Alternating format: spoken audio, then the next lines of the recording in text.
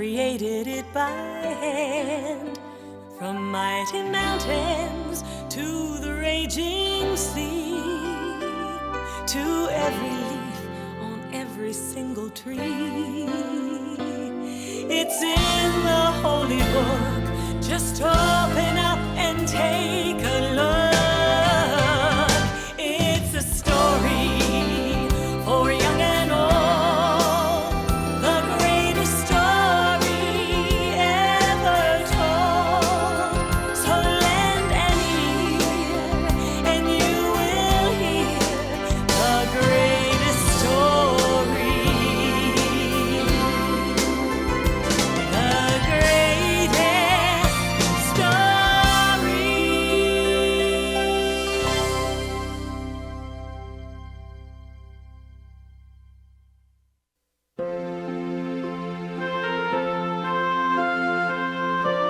Many, many years ago in the land of Israel, the people were waiting for a very important event.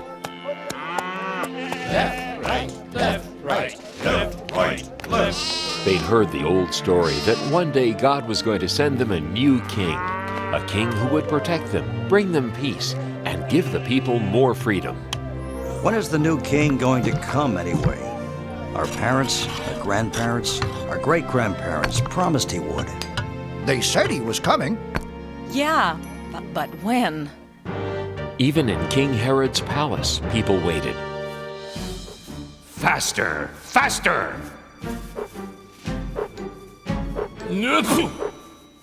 When will that new and better king get here? What was that? Nothing. No talking aloud. You will eat only bread and water for the next 30 days.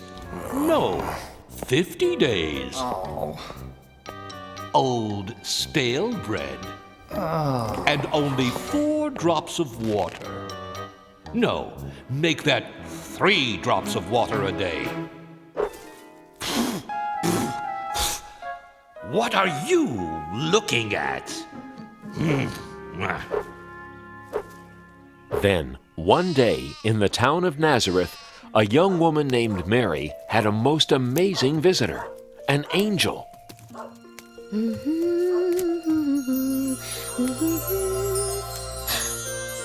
are you? Please don't be afraid, Mary. I am the angel Gabriel. I've come to bring good news. News? For me? God has chosen you from all the women of the world to be the mother of His Son. God has chosen me? How can this be? Everything is possible with God. You will have a son. He will be the Son of God, and you will call the baby Jesus. Whatever God wants, I will do. Oh. Mary loved a man named Joseph. One night, an angel came to Joseph in his dream. Joseph, God has great and wonderful plans for you and Mary. Mary is going to have God's son. He will be God's promised king. Give him the name of Jesus, and take good care of Mary and the baby king when he comes. Mary. My Mary.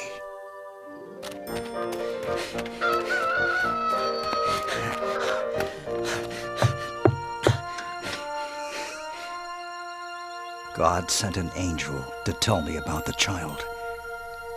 I love you, Mary. I love you too, Joseph.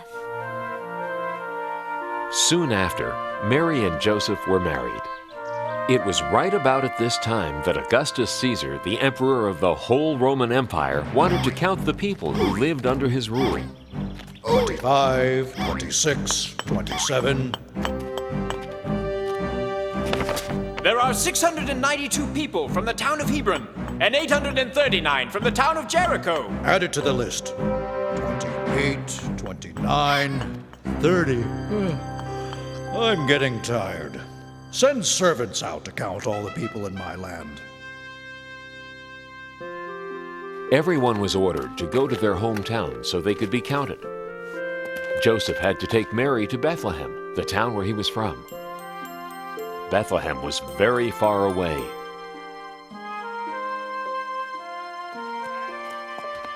Excuse me, shepherd.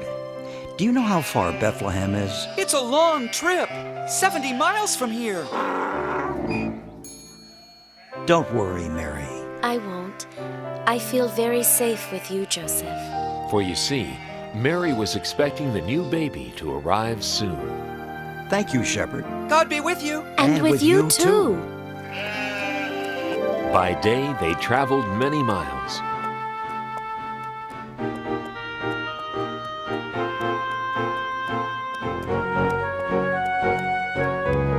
We're more than halfway there. I'm sure we'll be there in no time.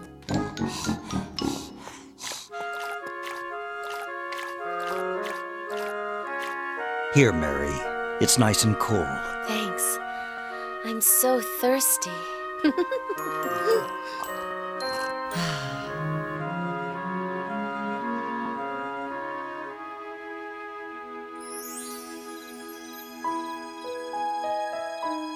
At night, they slept in the open air.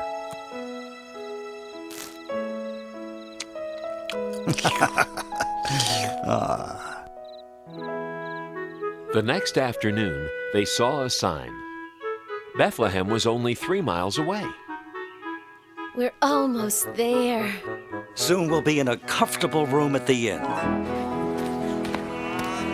There were many travelers in Bethlehem that night. Where can I get a good meal? Where's the inn? Where's a good place to stay? Good evening, kind man. Can you tell us how to get to the inn? Of course. Why not take the shortcut? Just go around this corner, then up the steep hill. You'll pass the granary, then go right, then left, then 2 rights, then your second left, then let's see. Right, left, and you're there. Thank you. You're welcome. Huh?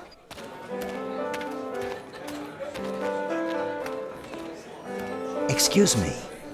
Do you know where the inn is? Sure, it's right at the end of this street. It is?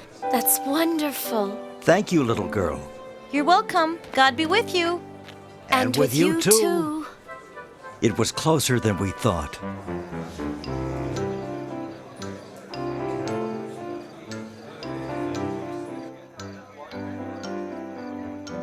We're here. Yes. Quit pushing. I'd like a room for my wife and myself. So would everyone. We have too many people here now. My husband keeps saying yes, yes, yes. Tonight, we'll have to sleep in the kitchen. But we've been traveling for days. What's going on here? They want a room. What else? I'm sorry. We really have no more space at all. My wife is very tired. We came from very far away. Yes, so have a lot of people. And my wife is expecting a baby. I'll tell you what I can do. We have a stable out back. It's full of animals, but at least you'll have a roof over your heads. It'll be warmer and safer than sleeping out in the open. Thank you. You're very kind. Come, I'll show you. You have some important company. I hope you'll be comfortable here. It's the best I can do. Thank you. We're very grateful. Let's try and make the best of it.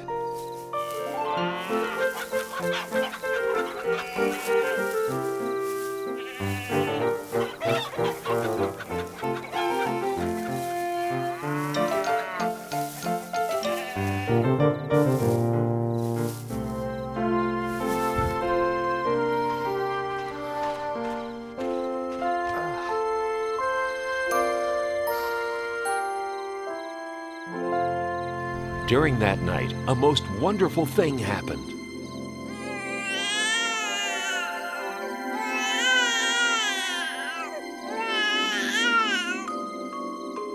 The baby was born, God's little son.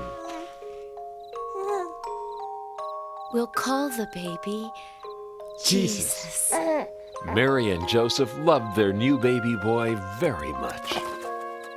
I must wrap him to keep him warm and comfortable. The ox's feeding box. Jesus can sleep in here.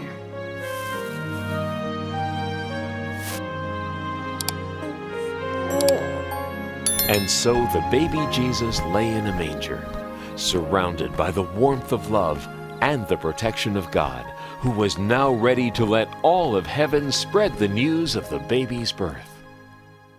That night, just outside the town of Bethlehem, shepherds were watching their sheep. How can you let your sheep walk around all night? He should be sleeping. My sheep? That one is yours. You make him go to sleep. I'm not going to walk way over there. You take care of him. No, you. No, you. Look, it's no big deal. You just have to be nice to him, that's all. What do you mean? Just tell him to go to sleep. Hey, sheep! Go to sleep! Come over here, little guy. It's time to sleep. Come here, this way. Greetings. Don't be afraid, shepherds. I bring good news of great joy.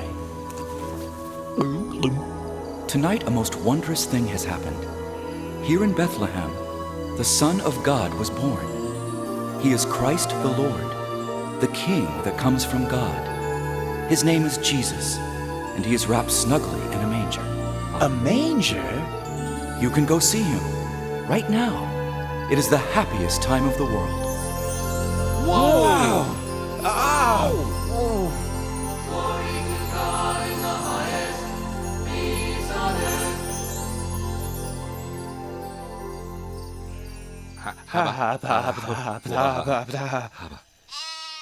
A king in a manger? Right here in Bethlehem? I always thought he'd be in a palace. Let's go into town and see what the angel's talking about. Let's go into town and see what the angel is talking about. I just said that. Then let's go. Whoa! This way. Hey, where are you going? Get back with the other sheep.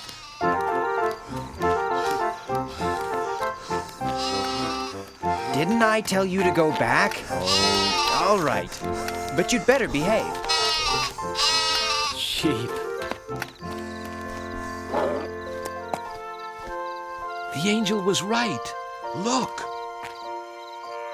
He's really there.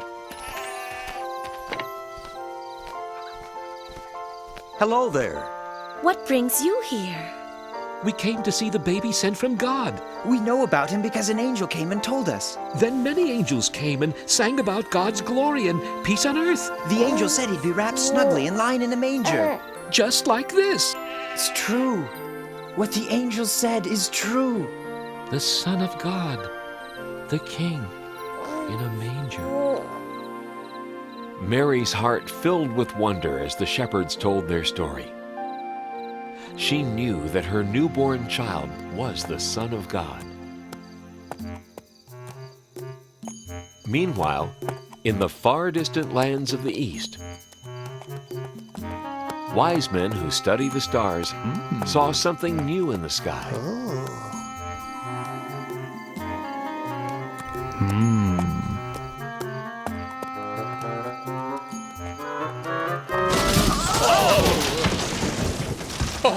Oh dear. Oh my. I beg your pardon. Not at all. It was entirely my fault. No, it was me, really. I wasn't looking where I was going. I was noticing that star. So was I. What a coincidence. I was too. I study the stars. So do I. So do I. Oh, dear. Oh, dear. I am from the Far East. Ah, I am from the Near East. I am from the Mid-East. Have you ever been to the furthest east? Yoo-hoo! Wise men! Down here! You fellas wouldn't by any chance happen to know where that big fat star came from?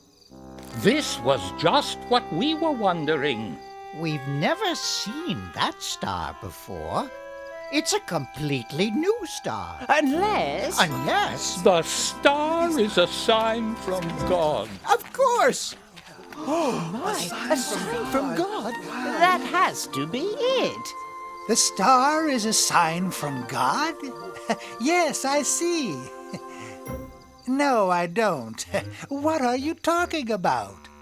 You see, it is said that a new and bright star will be seen in the sky when the new king is born. Really? But there it is, the new and bright star. It's also said that if we follow that star, it'll lead us to the new king. A new king! He's come at last! The star is a sign! So, are you going to follow it? Absolutely. Positively. Certainly.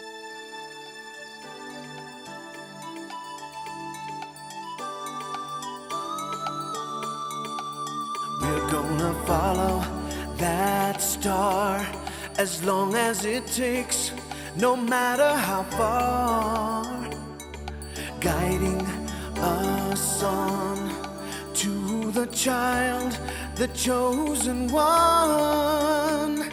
Starlight, star bright, glimmer of hope, glorious sight. Shine on into the night. Lead us to our dream, the newborn king. Oh yeah. What will we see? A palace of gold, royalty. Maybe he'll shine just like the star for all time.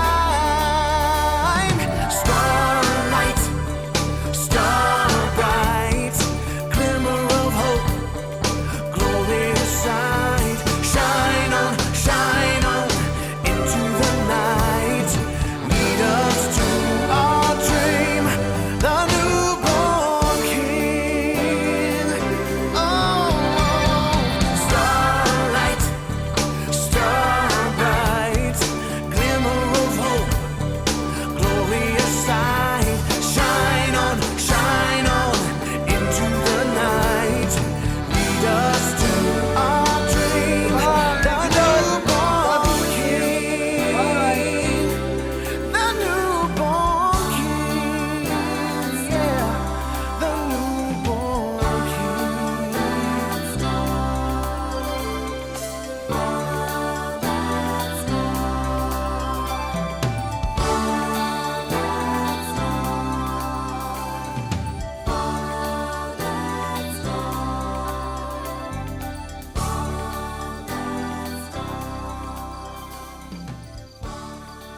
Go west, wise men, and bring us the news. So the wise men traveled far from the east. They kept following the star, never taking their eyes off it, not knowing where it would lead them.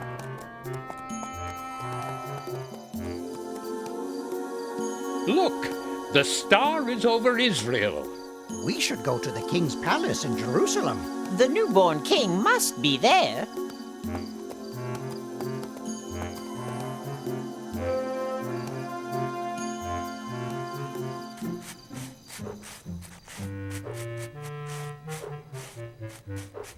Please forgive me, Your Majesty. I am so sorry to wake you, but the most unusual thing has happened. Tell me what it is already.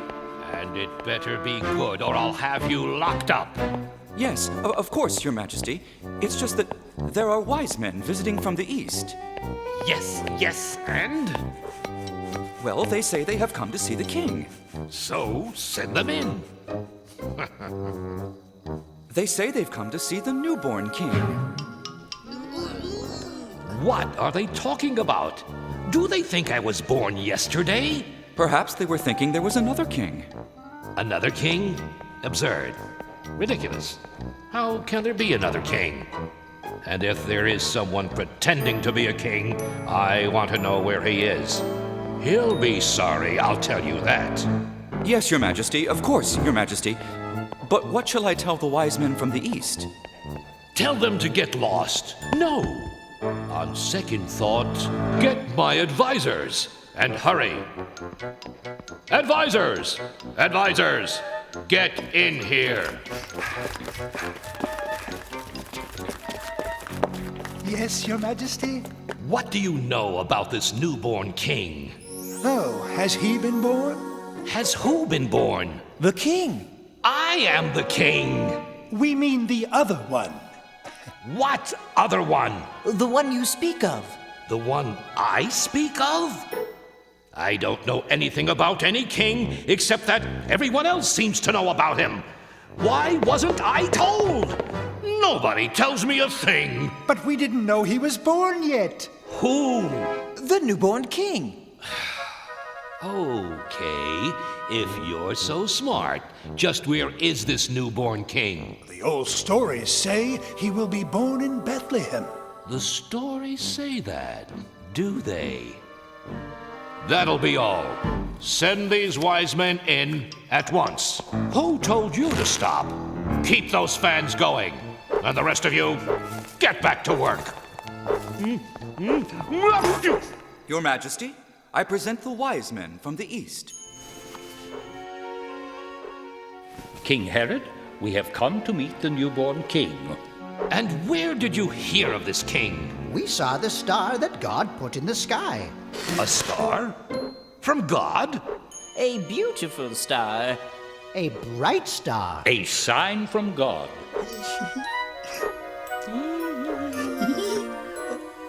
We knew that if we followed the star, it would lead us to the new king.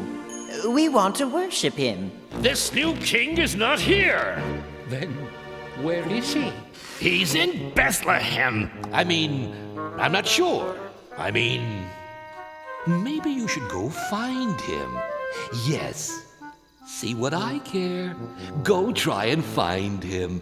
And if you do find him, come and tell me where he is.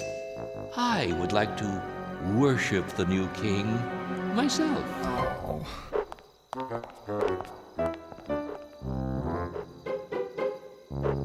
Enough of that.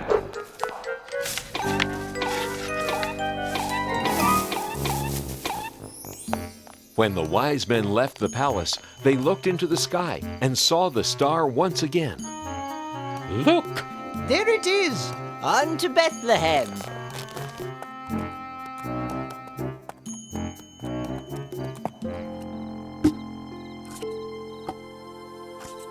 The wise men followed the star right into Bethlehem.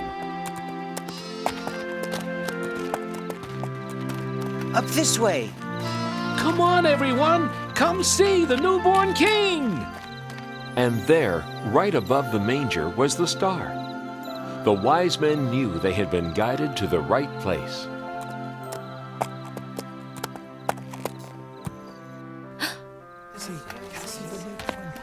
The king is here.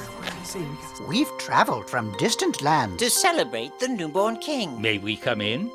Please.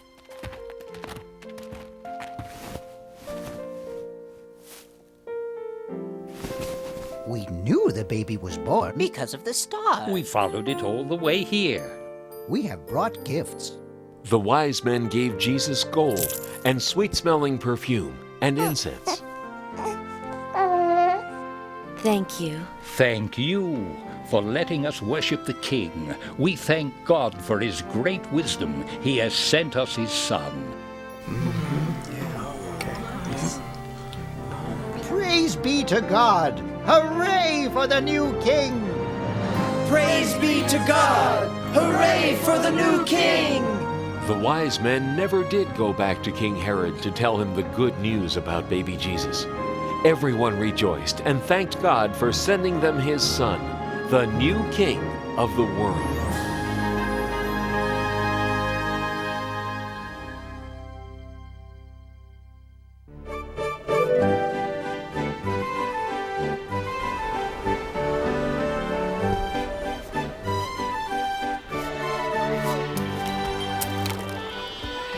In the land of Israel, there was a prophet named Jonah. A prophet taught other people about God and his love. Jonah told his friends and neighbors that God loved all people. And like God, Jonah tried to love all people and all creatures.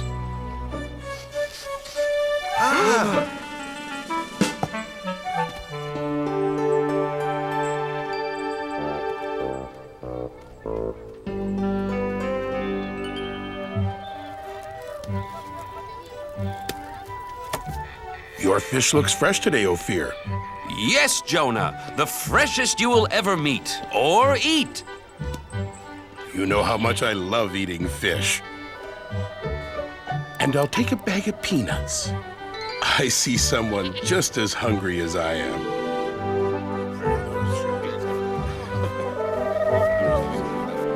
Hungry, little dove? Here, take some of mine. We're all God's creatures. Sounds like someone's having an argument. This is my pot. No, it is mine.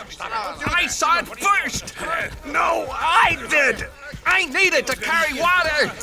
I needed to carry raisins. Stop! Fighting never solves anything. Besides, you're making me dizzy. My friends, please. God doesn't want you fighting. It upsets him.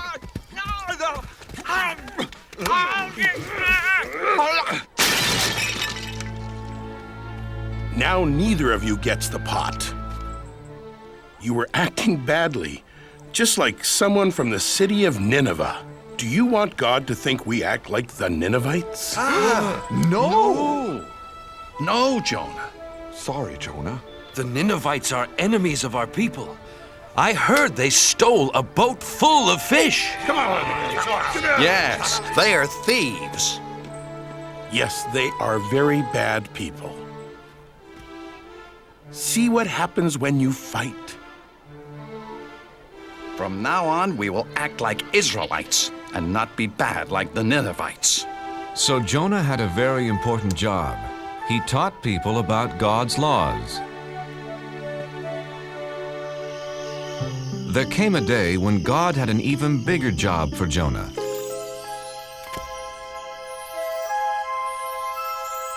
Hello, Jonah. God, it's nice to hear your voice. I have an important job for you. What is it? I will do anything for you. There are some people who are not obeying my laws, Jonah. Look what they're doing.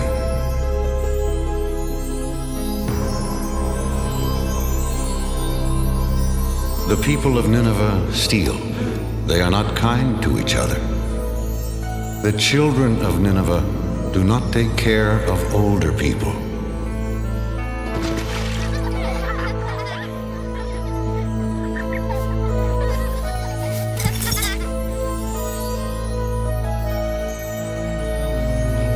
Others are lazy.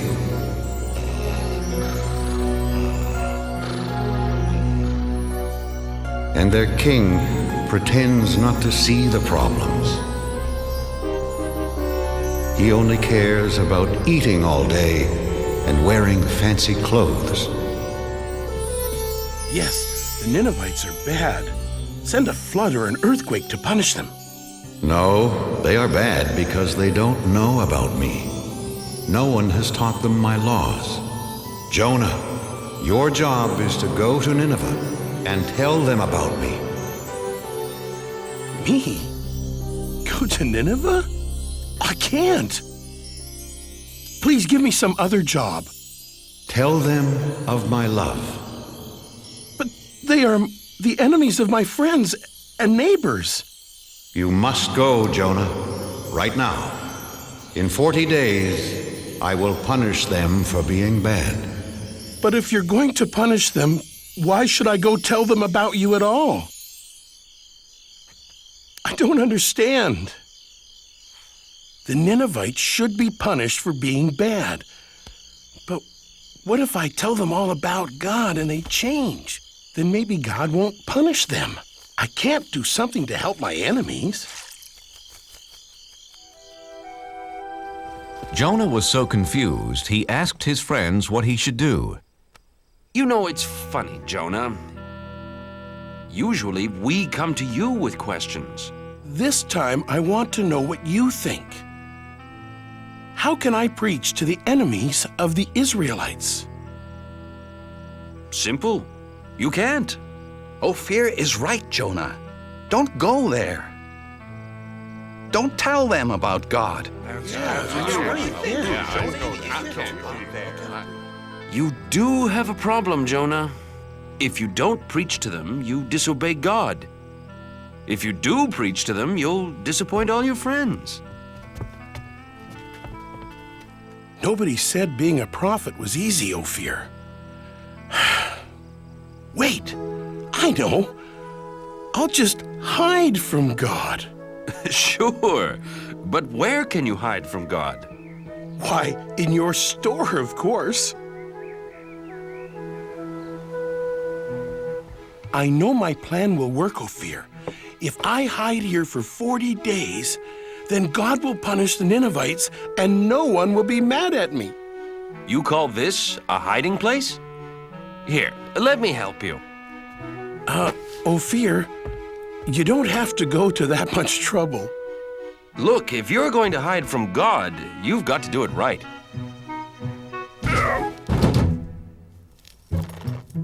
There! And my shop's never been cleaner. Ophir, do you have any flour for baking biscuits? Yes, yes, in that basket. There. No! Wait! No! No!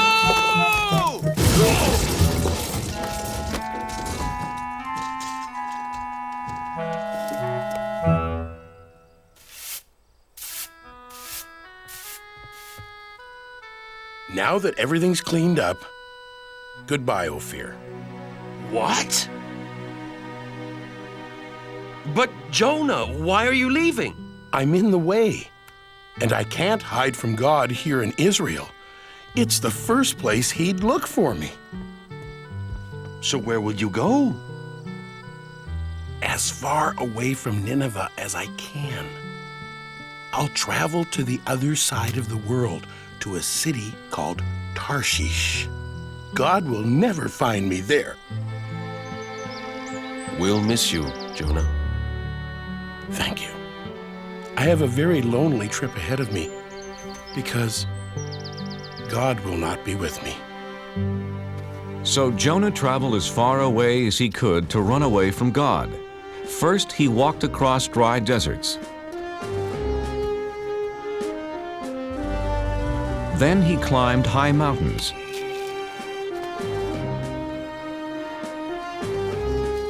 He finally came to the town of Joppa and found a ship that was going to sail for Tarshish.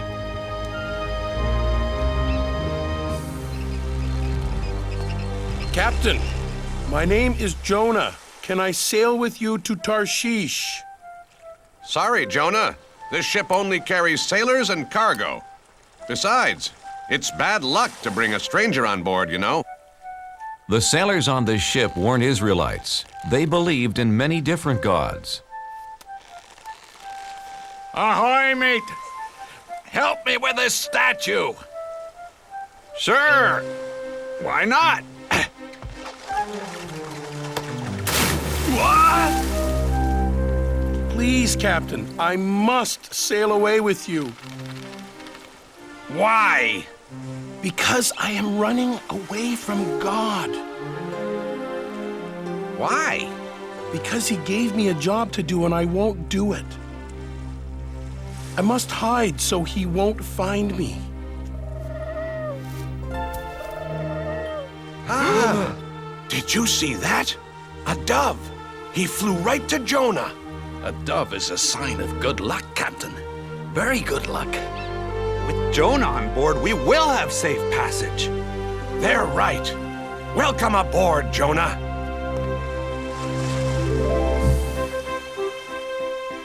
So Jonah set sail across the vast sea, headed to faraway Tarshish. Jonah saw that the sailors didn't pray to God. They worshiped statues made of stone.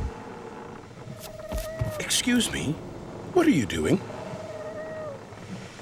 Feeding the god of water. If he has a full stomach, he'll make the seas calm.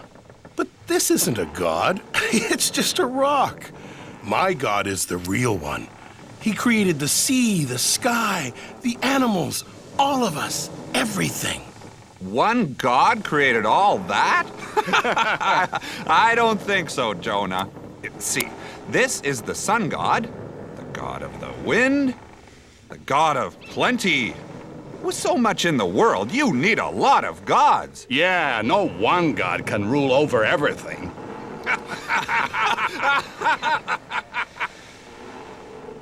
Yes, God does. He is the one and only God. Well then, if he is so wonderful, why are you running away from him? He wants me to go to Nineveh and tell them about him. But they are the enemies of my people, and we'd be better off without them.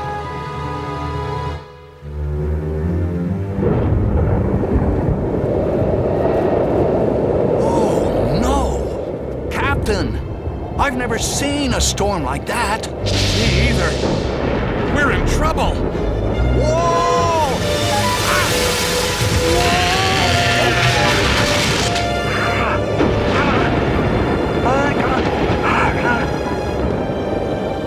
Take down the sails! Help! Help! Grab our hands!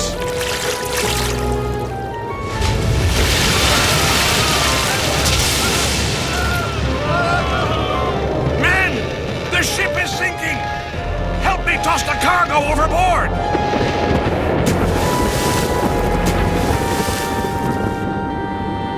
Good. We're safe now.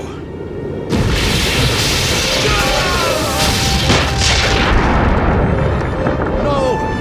Nothing can save our ship. Wait! What about the gods? Quick, everyone pray to the gods! The sailors prayed to their gods, but the storm just grew stronger. Someone has brought our ship bad luck. Very bad luck. We must find out who it is. Let's throw lots. Then we'll know who brought this storm. The captain and his crew, being superstitious, believed that pieces of wood and bone would tell them who brought bad luck to their ship. There! The lots point to the man who brought us bad luck. It's Jonah! Where did you come from? And who are your people? I am an Israelite, and I worship the God of heaven.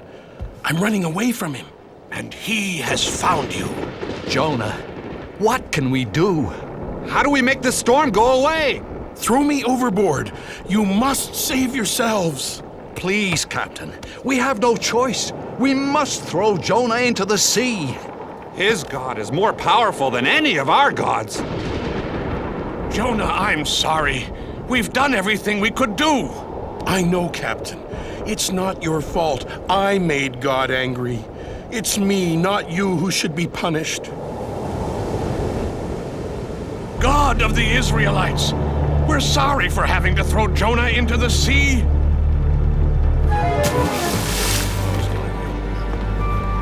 Poor Jonah.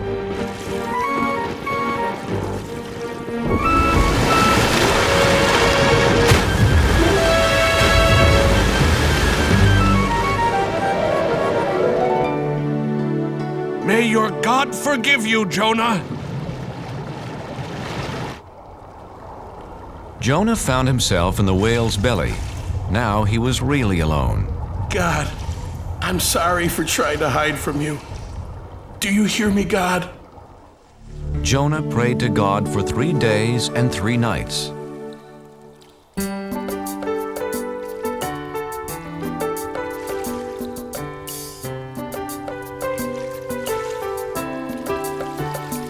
It's so dark inside this well, and I'm lost at the bottom of the sea.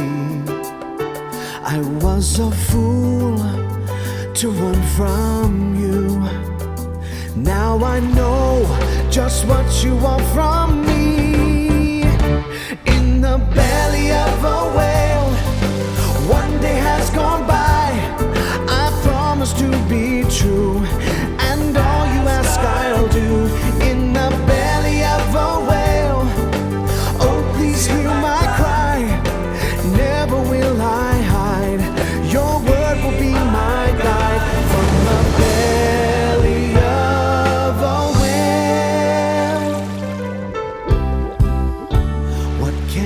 do to thank you, Lord?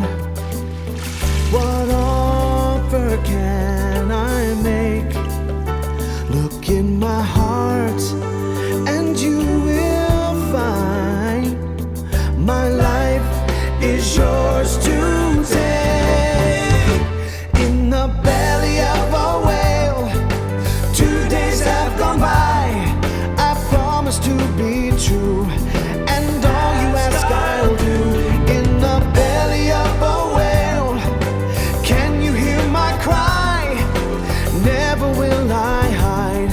Your word will be my guide. From the belly of a whale, now I can feel you near. I know that you are here. You have heard my plea and come to set me free. Set me free. In the belly of a whale, 3 days have gone by. I promise to be true, and all you ask I'll do. In the belly of a whale, I know you hear my cry. Never will I hide. Your word will be my guide. From the belly of, from the belly of a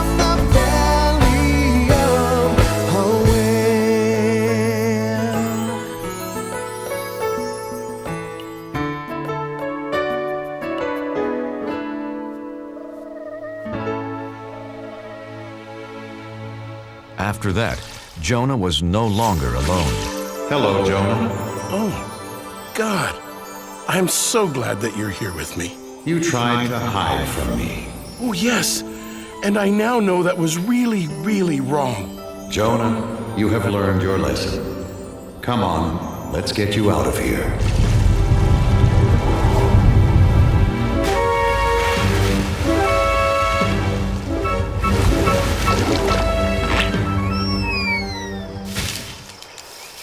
Jonah, Nineveh is behind that hill. Hurry, go tell them about me and about my love. God, I'm ready to do it now. So Jonah went to Nineveh. And what he had to say was so wonderful. All of the people listened. They believed, and best of all, they changed. God says we shouldn't steal from each other. We are all brothers and sisters in this world. Would you steal from your own family? God says we shouldn't hurt anyone weaker than us. Since we are all God's children, we should protect each other. Children, stop.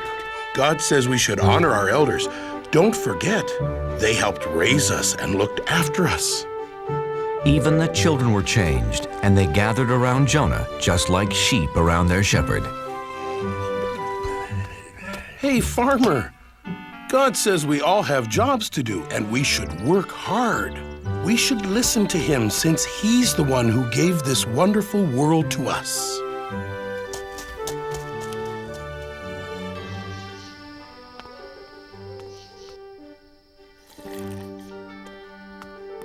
O King of the Ninevites, this is no way to lead your people. God tells us to care for one another. Ha! Why should I care what your God thinks? Because he is going to punish everyone in this city for being bad. Nineveh will be like this grape. Please believe me, King of the Ninevites. I was sent by the one and the only God. You only have a few days. I do believe you, Jonah. Then know his love and obey his laws. That's all he wants. Jonah told the king all about God's laws. My people, people of Nineveh, hear me. For 1 week, all of us must fast. No one will eat anything for 7 days, and all of us will wear rags. If we do this, we will show Jonah's God how sorry we are for acting so badly. After Jonah told the Ninevites about God and his laws, they changed their ways. Jonah then left the city. He sat on a hill above Nineveh to watch God punish them. Jonah, I'm proud of you. The Ninevites have changed their ways. But aren't you still going to punish them? I am not going to punish anyone, Jonah. But God, they are such bad people. Shouldn't they be punished? They have heard my voice through you, Jonah, and have changed their hearts. I love them as I love the Israelites, as I love all people. I was afraid of this. I saved the enemies of my people. Go home, Jonah. It will be okay. No, wait! Please, God. I am more confused than ever. Jonah didn't know what to do, where to go. He just started walking into the desert. Unfortunately, the desert was hot and he didn't have any food.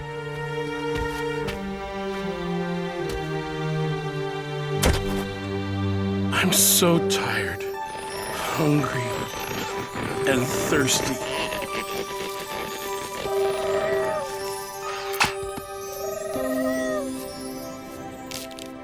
Thank you, God. Thank you for this plant and for saving me. The next morning, the plant was dead, and Jonah was mad. He was mad because God let a worm destroy the plant. Jonah, why are you angry? You let this wonderful plant die that gave me food and shelter, like you took away my hope yesterday when you didn't punish the Ninevites. You're mad because the plant is dead. You cared more about this small plant than the whole city of Nineveh, but you didn't do anything to keep it alive. So? How do you think I'd feel if I punished all the people of Nineveh? There are men, women, and children that I made and cared for over many years. They never knew or loved me until you came. Shouldn't I still care about them? Yes. Yes, you should. Go home and tell your friends about Nineveh and the plant. So Jonah went home. I can't wait to see my friends and eat all my favorite foods. Except for one food. It's going to be a long time before I eat fish again.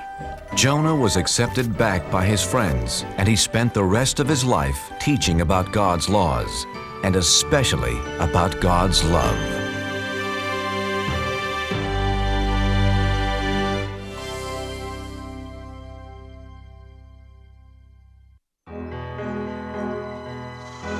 Once there was a man named Jacob who lived in the land of Canaan with his 12 sons. The oldest was Reuben, then Simeon, Levi, Judah, Issachar, Zebulun, Gad, Asher, Dan, and Naphtali.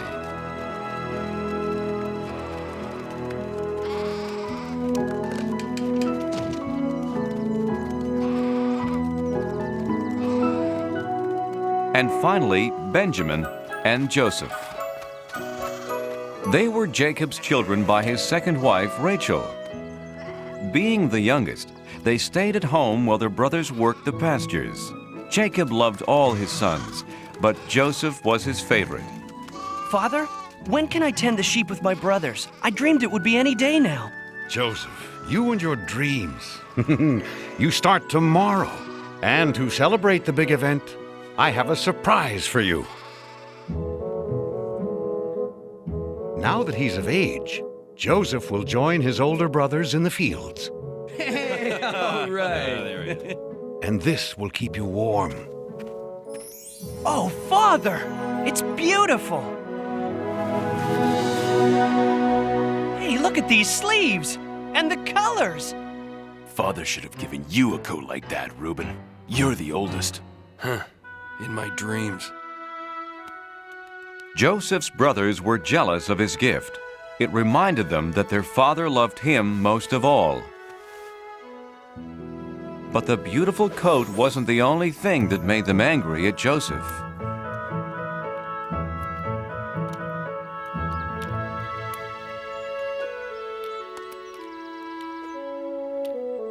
Judah, Asher, Simeon! The other night I had a wonderful dream. We were all in a field binding bundles of grain. And my bundle stood upright while yours gathered around mine and bowed down. Bowed down? To you? Huh? Father may worship you, but we don't. Hey, it was just a dream, Simeon. I'm going to bed.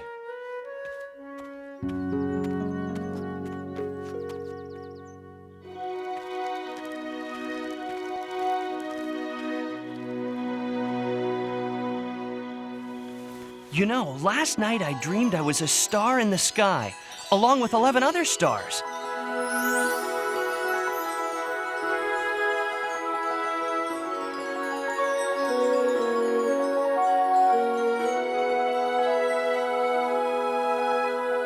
The sun and the moon were there too.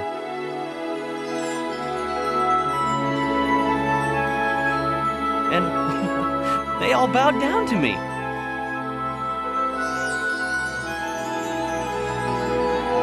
"11 stars?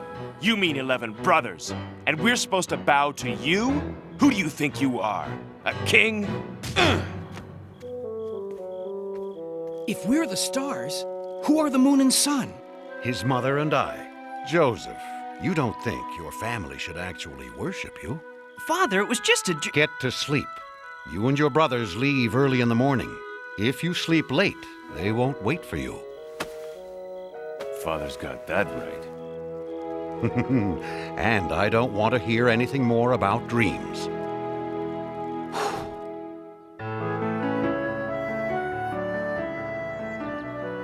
The next day, Joseph was left behind. Hello? Uh-oh, the dreamers found us. Get ready to bow, my brothers.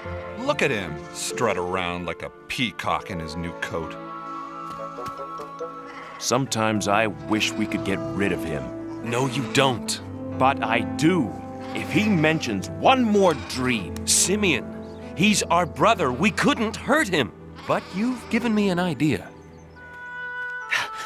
What were you trying to do? Lose me? Joseph began to tell his brothers how smart he had been to find them, but they weren't listening. They had other plans. Hey, careful with the coat! Reuben! Judah, no! We'll keep him down there until we figure out what to do next. Reuben planned to free Joseph when no one was looking and send him scurrying home. Oh, no!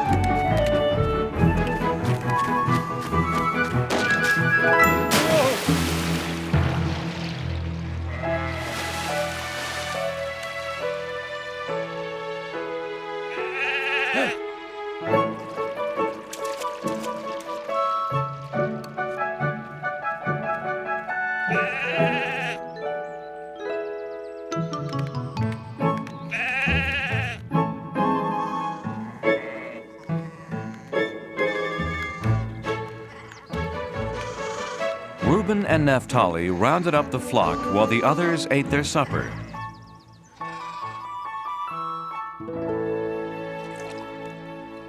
While they ate, a caravan approached.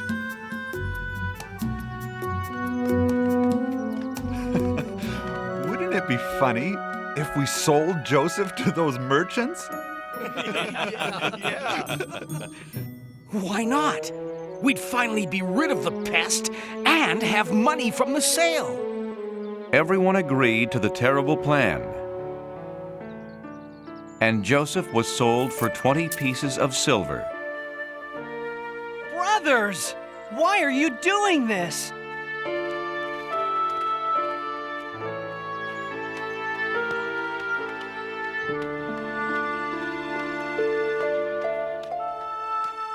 God, whatever happens to me, I still have my faith in you.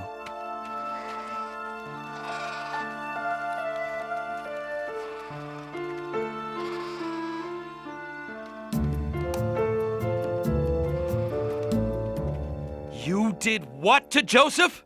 Calm down, Reuben. I'll calm down when you figure out what we're going to tell Father. We have figured it out. We ripped Joseph's coat. We'll just make up some story. We looked everywhere for him, but only found his coat. Oh, Joseph, what has happened to you? My son. The brothers lied, and Jacob believed them. Joseph was taken to Egypt and accused of a crime. He hadn't done anything wrong, but he was thrown into the Pharaoh's prison anyway. Even in prison, Joseph trusted in God. God, I didn't do anything bad, but I'm in here for some reason. I know in my heart that it's all part of your plan. Joseph was right, and part of God's plan was to bless him with a special gift, the ability to understand other people's dreams. Oh, what a terrible night. If I only knew what my dream meant. My dream was 4 times as confusing as yours. I can tell you what it means. You understand my dreams? Ha! Not I. Only God can explain them. I believe you. Tell me about my dream. I was Pharaoh's cupbearer until I displeased him. In my dream, I saw a grapevine. On the vine were 3 branches with grapes. I squeezed them into Pharaoh's cup and put the cup in Pharaoh's hand. The 3 vines mean that in 3 days, Pharaoh will set you free, and you'll be his cupbearer again. Thank you, Joseph. No, thank God, my friend. And when you're free, please tell Pharaoh about me. Tell him I shouldn't be in this awful place. I promise, I promise. Oh, enough about you. I'm next. In my dream, I had 3 baskets on my head. In the top basket were baked goods for Pharaoh. Suddenly, 3 birds came and ate everything out of the basket. What's that all about? In 3 days, you will also leave this prison. I knew it. I'm too important to stay here any longer. Wait, there's more. Everything you own will be taken away, and you will be given Pharaoh's harshest punishment. I'm sorry.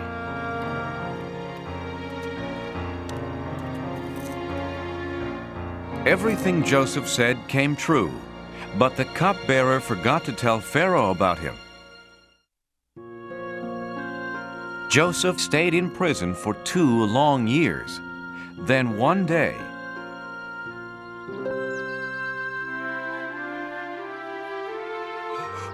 Oh, what a strange dream. Pharaoh met with the wisest men in his kingdom. Maybe they could understand his dream.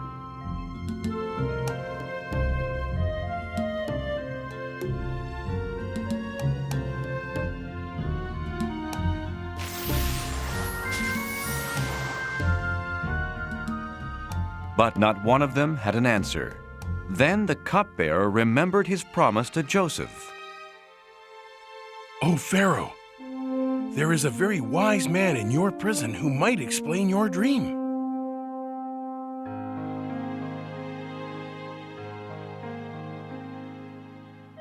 Joseph, I dreamed that I was standing on the banks of the Nile when 7 fat cows came out of the water. Then 7 skinny cows came out of the river. And suddenly, the skinny cows ate the fat cows.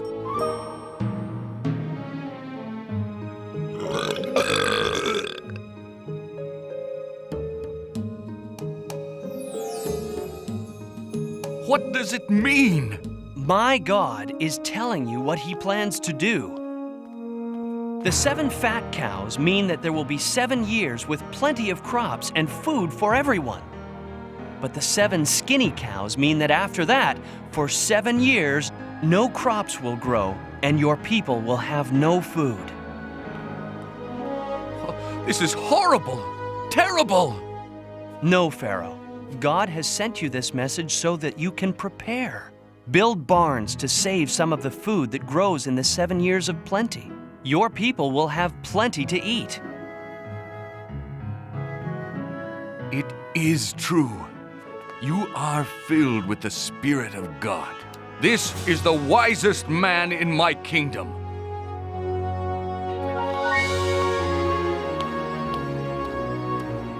We'll build these barns and save our food. And there is only one man who I trust to do such an important job. This man, Joseph. Joseph went right to work.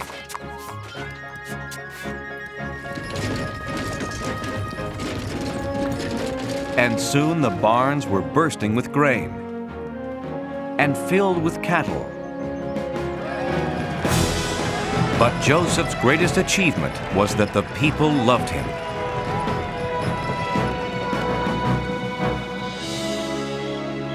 God had helped Joseph do these wonderful things, and Joseph never forgot to thank him.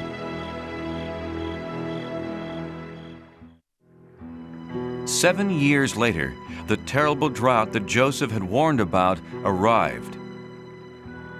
No crops grew anywhere, not even in Joseph's old home, Canaan. We're out of food, Father. There's a wise leader in Egypt who has stored food for 7 years. He's selling it to anyone who needs it.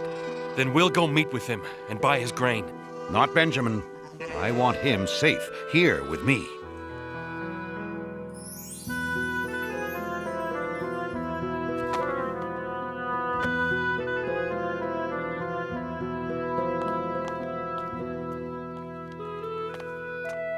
Joseph recognized his brothers. Bless you, great one.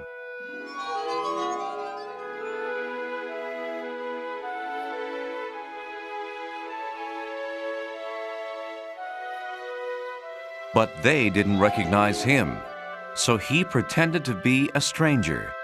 Where are you from? Canaan, great one, seeking food for our family. You're spies!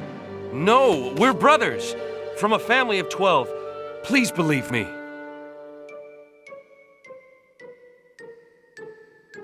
Liar! There are only 10 of you. One brother was killed, and Benjamin, the youngest, was left at home. I'll sell you my grain, but to prove that you are innocent and honest, bring this younger brother of yours the next time you come. I am going to keep one of you here until you return. Do you promise? We promise. God is punishing us for selling Joseph into slavery. He pleaded with us, and we betrayed him.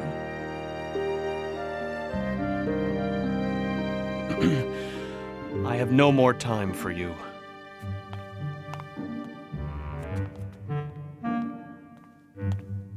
Take your grain and go.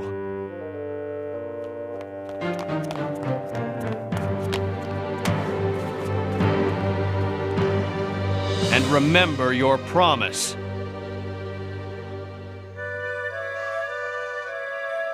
Father, we had no choice. Oh, Simeon, my son, a prisoner in Egypt. But look, Father, we got the grain.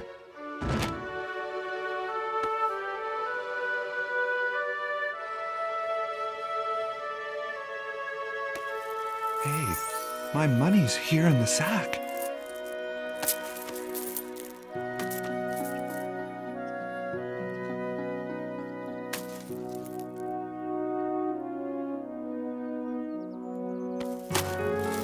Now we'll be accused of being thieves as well as spies. Jacob didn't want to lose another son to Egypt. So the family tried to save their food.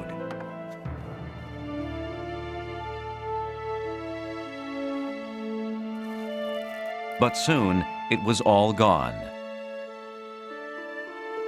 We're leaving for Egypt. And we must take Benjamin.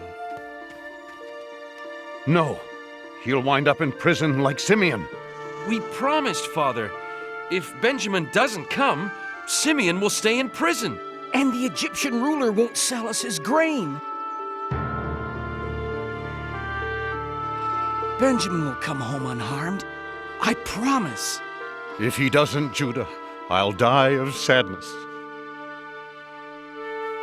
Is your father well? Yes, sir. Good. God has blessed you.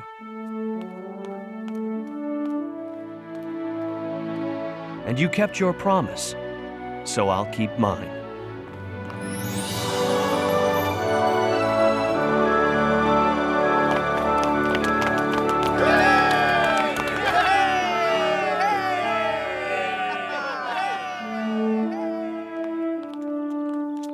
Then the brothers left, but Joseph had told his servant to secretly place his silver cup in one of their sacks.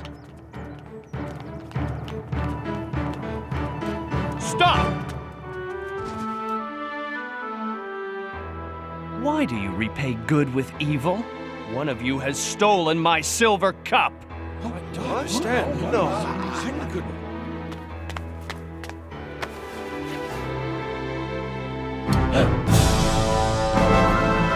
Thief!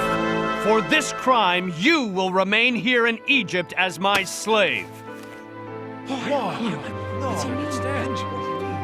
Please, if Benjamin doesn't return home with us, our father will die of grief.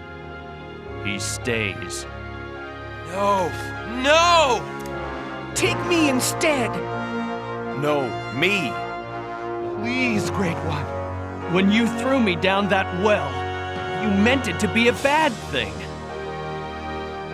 But in the end, God has turned it into something good. I came to Egypt and helped keep a nation from starving. It's me, Benjamin. Joseph! It's true, I'm Joseph. Oh, can't you tell it's me? Look closer and you'll see the eyes of your lost brother. I am so glad to have my family gathered here. It's so good to know you're near again.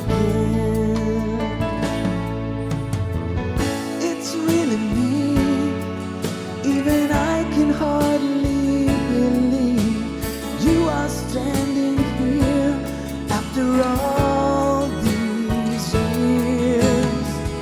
It was God's plan for me to be just who I am. It's true, you see, it's really me.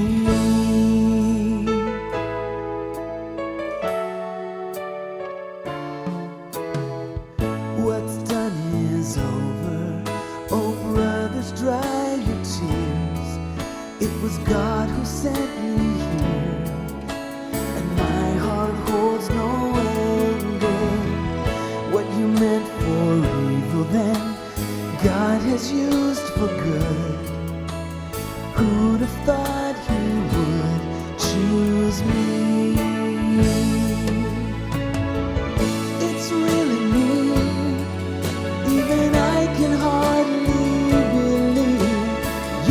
standing here after all these years.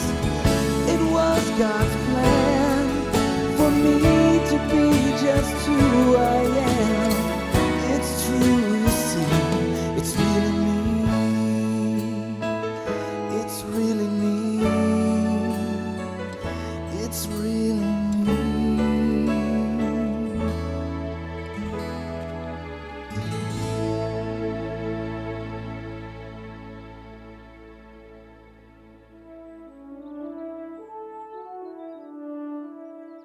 Gather your families and our father and come live with me in Egypt.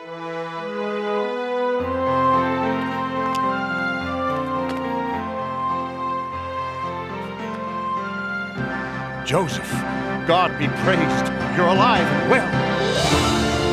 Joseph and his family were never apart again, and God, who helped them survive the famine, raised up a great nation from this family. So Joseph learned that even when bad things happen, God can turn them into something good.